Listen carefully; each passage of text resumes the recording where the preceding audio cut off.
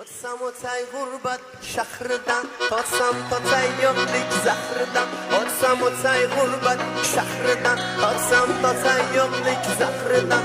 Bisotimda bor nomusum haqqi, ilohim asra ayol makridan. Bisotimda bor nomusum haqqi, ilohim asra ayol makridan.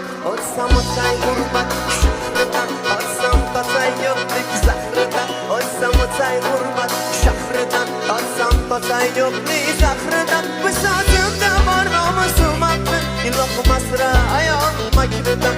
Bisotimda bor nomusum haqqi, ilohim asra ayol makridan. Otsam otay gurbat shahridan, totsam totay yo'qlik zahridan.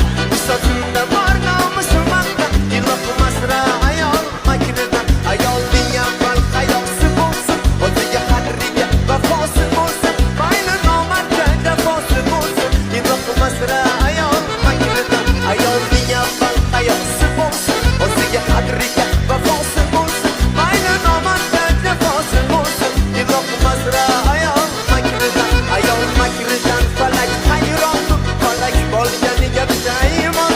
Shaytonga dars berar insondir, ilohim asra ayol makridan. Asra ayol makridan, hamda uning zahridan. Bisotimda bor nomusum haqqi, ilohim asra ayol makridan. Bisotimda bor nomusum haqqi, ilohim asra ayol makridan. Allah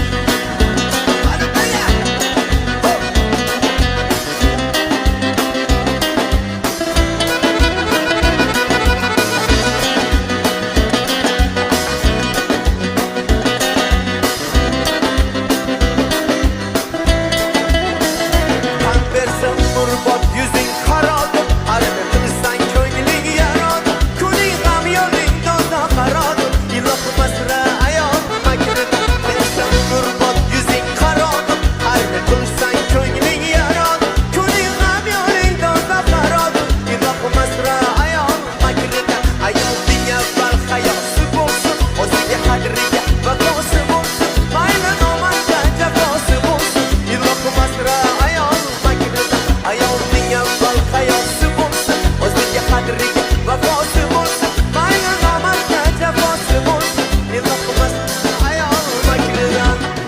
Asra ayol makridan, hamda uning zahridan.